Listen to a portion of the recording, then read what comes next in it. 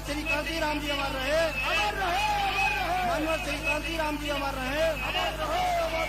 बहन कुमारी मायावती जी जिंदाबाद, बहन कुमारी मायावती जी जिंदाबाद।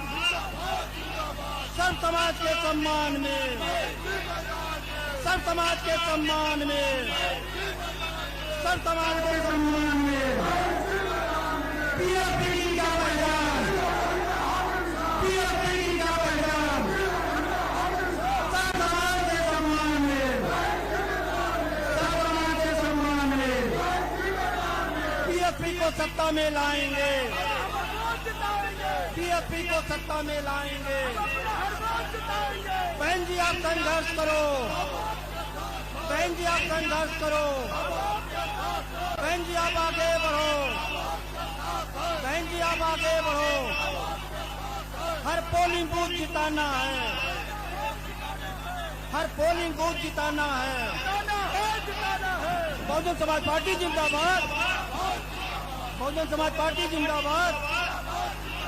बाबा साहब अमर रहे, बाबा साहब अमर रहे, मानवर श्री कांशीराम जी अमर रहे।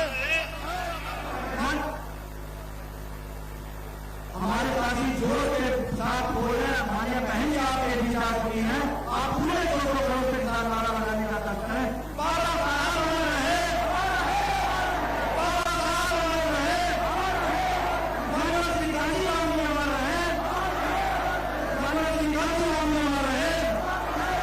बहन कुमारी मायावती जिंदाबाद, बहन कुमारी मायावती जिंदाबाद। सब समाज के सम्मान में, सब समाज के सम्मान में, सब समाज के सम्मान में, सब समाज के सम्मान में, सब समाज के सम्मान में बहन कुमारी मायावती जिंदाबाद, बहन कुमारी मायावती जिंदाबाद, बहन कुमारी मायावती जिंदाबाद। सब समाज के सम्मान में, सब समाज के सम्मान में, सब समाज के सम्मान में हमारे कांशीराम जी अमर रहे, बाबा साहब अमर रहे। बहुजन समाज पार्टी जिंदाबाद, बहन कुमारी मायावती जिंदाबाद, बहन कुमारी मायावती जिंदाबाद। सब समाज के सम्मान में, सब समाज के सम्मान में, सब समाज के सम्मान में बहन कुमारी मायावती जिंदाबाद, बहन कुमारी मायावती जिंदाबाद। सब समाज के सम्मान में। आप सब साथियों से चाहूंगा, हम सबकी यहाँ बाबा मान्य बहन जी हम सबके बीच में आ चुकी हैं। दोनों हाथ उठा करके जोरदार ताली बजा करके मान्य बहन जी का स्वागत करने का काम करें।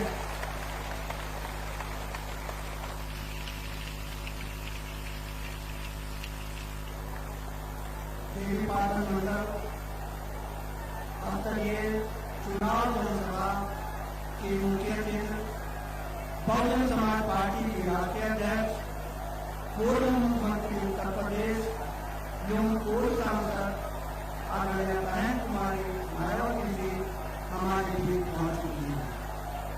आदरणीय बहन जी के पहुंचने पर देवी पाटन मंडल बहुजन समाज पार्टी यूनिट व सर्व समाज के भाई बहन आदरणीय बहन जी का हार्दिक स्वागत एवं अभिनंदन करते हैं। अब हम देवी पाटन मंडल बहुजन समाज पार्टी यूनिट की तरफ से आज की चुनावी जनसभा की मुख्य अतिथि आदरणीय बहन कुमारी मायावती जी को बहुजन समाज पार्टी का चुनाव चिन्ह की सप्रेम भेंट करके उनका सम्मान करते हैं।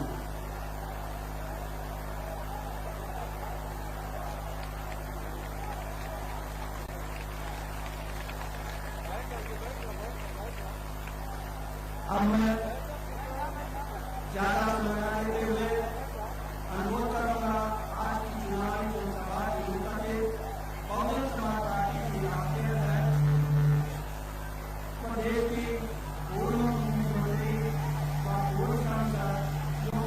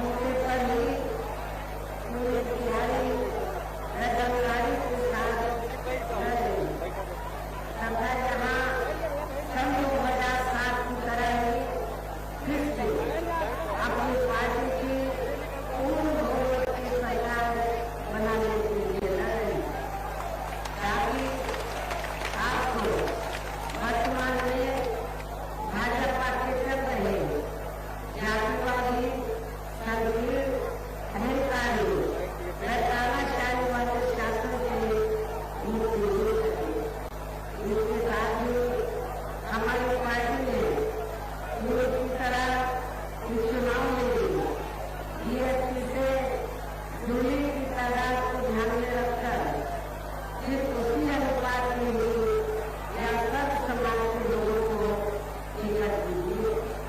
और अभी चुनाव में आप लोगों को अपना वोट कांग्रेस, बीजेपी, सपा व अन्य विरोधी पार्टियों को न देकर केवल अपनी एकमात्र विदेशी पार्टी बीएसपी को ही देना क्यों जरूरी है, इसे आप लोगों को समझना होगा। हालांकि इस संदर्भ में आप लोगों को ये मालूम है कि आजादी के बाद शुरू में काफी लंबे समय तक केंद्र व उत्तर प्रदेश सहित देश के अधिकांश राज्यों में कांग्रेस पार्टी की अकेली सरकारें रही, किंतु इनकी गलत नीतियों एवं गलत कार्य प्रणाली की वजह से ही अब ये पार्टी केंद्र में काफी राज्यों के साथ साथ यहाँ उत्तर प्रदेश की सत्ता से भी बाहर हो चुकी है। इसके साथ ही ये पार्टी जबरदस्त जातिवादी होने के कारण शुरू से ही हर मामले में खासकर यहाँ दलित, आदिवासी व अन्य पिछड़ा वर्ग विरोधी पार्टी हुई और अभी इस कारण केंद्र में रही इस पार्टी की सरकार ने, कांग्रेस पार्टी की सरकार ने इन वर्गों की समस्या व भारतीय संविधान के मूल्य निर्माता परम पूज्य बाबा साहब डॉक्टर भीमराव अम्बेडकर को भारत रत्न की उपाधि से सम्मानित नहीं किया गया। इसके लिए वो हर प्रकार से पात्र थे। इतना ही नहीं बल्कि उनकी मुहिम को आगे बढ़ाने के लिए अपनी पूरी जिंदगी समर्पित करने वाले मान्यवर श्री कांशीराम के ध्यान होने पर भी केंद्र में उस समय इसी कांग्रेस पार्टी की रही सरकार ने उनके सम्मान में एक दिन के लिए राष्ट्रीय शोक घोषित नहीं किया था तथा कांग्रेस पार्टी की रही सरकार ने तीसरे वर्ग की आरक्षण संबंधी मंडल कमीशन के रिपोर्ट को भी लागू किया था, जिसे फिर बीएसपी ने अपने कड़े संघर्ष व अथक प्रयासों से केंद्र में रही श्री वीपी सिंह की सरकार से लागू करवाया था। साथ ही इसी सरकार ने भी बाबा साहब डॉक्टर भीमराव अम्बेडकर को भी भारत रत्न की उपाधि से सम्मानित किया गया था।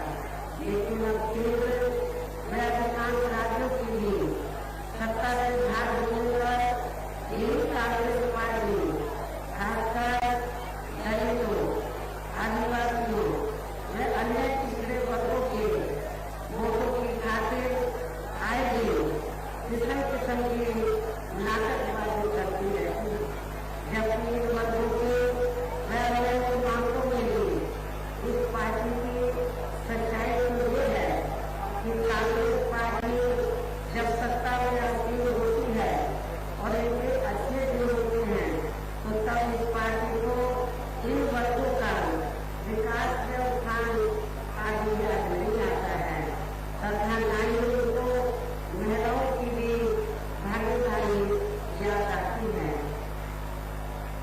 इतना ही नहीं बल्कि इस पार्टी के बाद खासकर यहाँ सपा व बीजेपी आदि की बड़ी सरकार हुई, यूपी की जनता अधिकांश मामलों में काफी ज्यादा रुचि गई।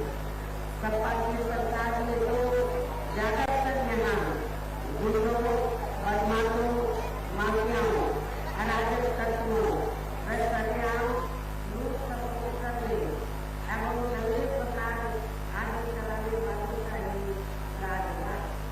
इसके साथ वजह से भी इस सरकार ने हमेशा यहाँ तनाव की स्थिति बनी रही और देश के विकास के कार्य में ज्यादातर यहाँ एक विशेष क्षेत्र व एक विशेष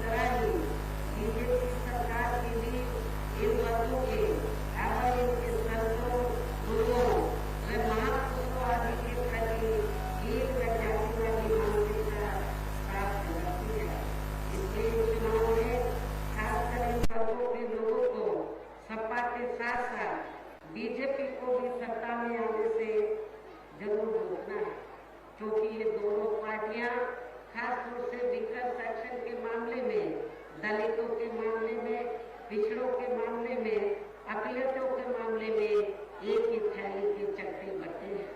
इसी प्रकार भाजपा सरकार की भी नीतियां व कार्यशैली अधिकांश यहाँ जातिवादी, पूंजीवादी एवं आरएसएस के संकीर्ण एजेंडे को ही लागू करने पर टिकी रही है, जिससे प्रभावित एवं शिकार हुए लोगों का इस सरकार में सही से विकास व उत्थान आदि नहीं हो सका है। साथ ही इनका हर स्तर पर काफी ज्यादा शोषण व उत्पीड़न आदि भी किया गया है। धर्म के नाम पर हमेशा यहाँ तनाव व नफरत आदि का वातावरण बना रहा है। प्रदेश में अपराध भी काफी ज्यादा बढ़े, खासकर दलित, मुस्लिम व अन्य अकलियत व महिलाएं आदि भी इस सरकार में कतई भी सुरक्षित नहीं रहे हैं। लेकिन मीडिया में इनके सही आंकड़ों को अधिकांश दबा दिया जाता है। इसके अलावा प्रदेश में गरीबों, मजदूरों, बेरोजगारों व अन्य मेहनतकश लोगों के साथ साथ दलितों, आदिवासियों, अन्य पिछड़े वर्गों, मुस्लिम व अन्य धार्मिक अल्पसंख्यक समाज के लोगों के हित व कल्याण के लिए वर्षों से जो भी यहाँ सरकारी योजनाएं चल रही थी, तो उनका भी इन्हें वर्तमान भाजपा सरकार में सही से पूरा लाभ नहीं मिल पा रहा है। साथ ही दलितों व पिछड़ों को भी आरक्षण का पूरा लाभ नहीं मिल पा रहा है, क्योंकि अभी सरकार में भी ज्यादातर सरकारी कार्य प्राइवेट सेक्टर के जरिए ही कराए जा रहे हैं, जिसमें इनके लिए आरक्षण की कोई व्यवस्था नहीं है। सरकारी नौकरियों में भी इनका आरक्षण का कोटा पूरा नहीं किया गया। मुस्लिम व अन्य धार्मिक अल्पसंख्यक समाज के लोगों के साथ हो बीजेपी की सरकार में अधिकांश यहाँ सोतेला व पक्षपात वाला रवैया ही अपनाया गया है। विशेषकर मुस्लिम समाज को इस सरकार में सबसे ज्यादा दुखी रहा है। बीजेपी की सरकार में हमेशा वो दहशत में रहा है, हमेशा वो घबराता रहा है। इनका विकास और उत्थान होगा तो बहुत दूर की बात रही, बल्कि वो अपने आप को इस सरकार में कभी भी सुरक्षित महसूस नहीं करता है। ये ऐसी स्थिति खासकर मुस्लिम समाज की पूरे उत्तर प्रदेश में वर्तमान भाजपा सरकार में हमें देखने के लिए मिल रही है। इतना ही नहीं बल्कि इस बार बीजेपी की सरकार में अपर कास्ट समाज में से विशेषकर प्रबुद्ध वर्ग में भी ब्राह्मण समाज हर मामले में अपने आप को काफी ज्यादा उपेक्षित महसूस करता रहा है।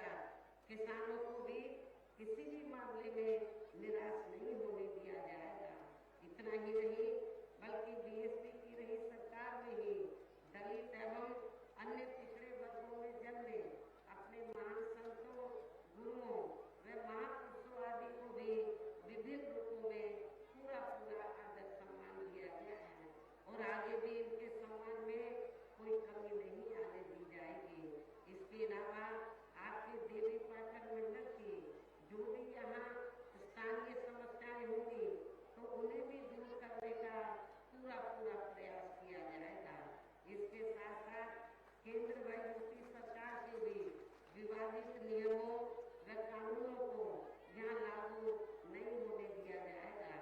इसके साथ ही बीएसपी की सरकार बनने पर यहाँ बीजेपी व सपा आदि के शासनकाल की तरह कानून व्यवस्था को किसी भी कीमत पर खराब व लचर नहीं होने दिया जाएगा तथा हर स्तर पर यहाँ कानून द्वारा कानून का राज ही कायम किया जाएगा। जाति व धर्म के आधार पर यहाँ लोगों का किसी भी प्रकार से शोषण व उत्पीड़न आदि नहीं होने दिया जाएगा, जैसा कि वर्तमान में भाजपा सरकार में हो रहा है। खासकर कानून व्यवस्था को बेहतरीन बनाने के लिए विशेष अभियान के तहत यहाँ जाति व दलगत राजनीति से ऊपर उठकर गुंडों, बदमाशों, माफियाओं व अन्य आपराधिक एवं अराजक तत्वों को भी जेल की सलाखों के अंदर भेजा जाएगा, जहाँ मेरी सरकार में जेल के बाहर नहीं बल्कि जेल के अंदर ही सही जगह होती है। इतना ही नहीं बल्कि वर्तमान भाजपा सरकार ने जाति, धर्म व राजनीतिक द्वेष की भावना के तहत जिन लोगों को खासकर धरना प्रदर्शन आदि के नाम पर जबरदस्ती गलत धाराओं में फंसा के उन पर अनेकों केस चलाए हुए हैं, तो उन मामलों की सही से जांच करा के उनके केस भी खत्म किए जाएंगे। इसके साथ साथ प्रदेश में खासकर शिक्षा के क्षेत्र में व अन्य विभागों के भी कर्मचारी जो आए दिन अपनी मांगों को लेकर धरना प्रदर्शन एवं हड़ताल आदि करते रहते हैं, तो उन सभी मामलों को निपटाने के लिए एक आयोग का गठन किया जाएगा और उनकी सही मांगों को मान लिया जाएगा, जिसमें कर्मचारियों की पुरानी पेंशन योजना को भी लागू करने का मामला शामिल है,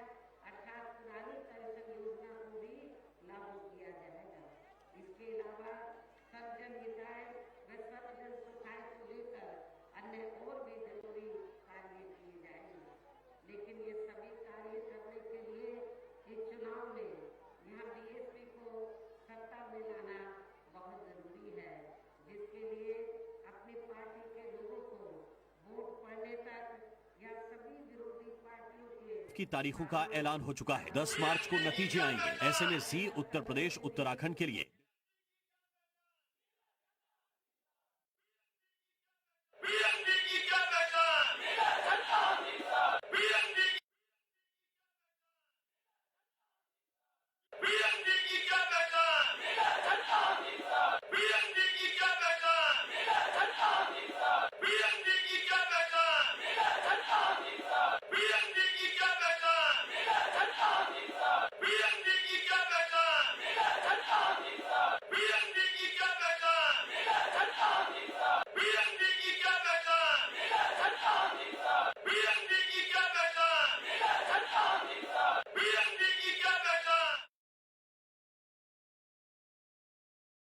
इस्तेमाल करती है, तो उससे आप लोगों को बिल्कुल भी गुमराह नहीं होना है। जैसे सन 2007 के हुए विधानसभा चुनाव में उस समय मीडिया में जो बीएसपी को लेकर ओपिनियन पोल व सर्वे आदि दिखाए गए थे, तो जब रिजल्ट आया तो वो गलत साबित हुए। उस समय बीएसपी को ये तीसरे नंबर पर दिखा रहे थे, लेकिन जब रिजल्ट आया तो बीएसपी नंबर 1 पर आई और एब्सोल्यूट मेजॉरिटी की सरकार बनी। मुझे पूरा भरोसा है कि इस बार भी आप लोगों को इनके ओपिनियन के सर्वे आप लोगों को गलत साबित करके दिखाना है। ये आप लोगों को जरूर गलत साबित करना है। इसके साथ साथ यहाँ मैं ये भी कहना चाहूंगी कि अब पिछले कई दिनों से यहाँ चुनाव को प्रभावित करने के लिए विशेषकर बीजेपी, सपा व कांग्रेस पार्टी जो घिनौनी राजनीति कर रही हैं, तो उसके बहकावे में भी आप लोगों को कतई नहीं आना है। और वैसे भी ये मामला हमें अदालतों आदि के ऊपर ही छोड़ देना चाहिए, तो ये ज्यादा बेहतर होगा। इसके साथ ही पूर्व की तरह इस चुनाव में भी विरोधी पार्टियों ने विभिन्न रूपों में जो अपने हवाई व प्रलोभन भरे चुनावी घोषणा पत्र आदि जारी किए हैं, जिन्हें सत्ता में आने के बाद ये पार्टियां अधिकांश अमल में नहीं लाती हैं, तो उनके बहकावे में भी आप लोगों को कतई नहीं आना है, जिन पर से अब जनता का काफी हद तक विश्वास ही उतर गया है। इसलिए इस मामले में बीएसपी किसी भी चुनाव में विरोधी पार्टियों की तरह अपना कोई भी चुनावी घोषणा पत्र आदि जारी नहीं करती है। वैसे भी बीएसपी कहने में बहुत कम बल्कि कार्य करके दिखाने में ही ज्यादा विश्वास रखती है, और ऐसा हमने यहाँ यूपी में अपनी चारों रही सरकारों के दौरान भी करके दिखाया है।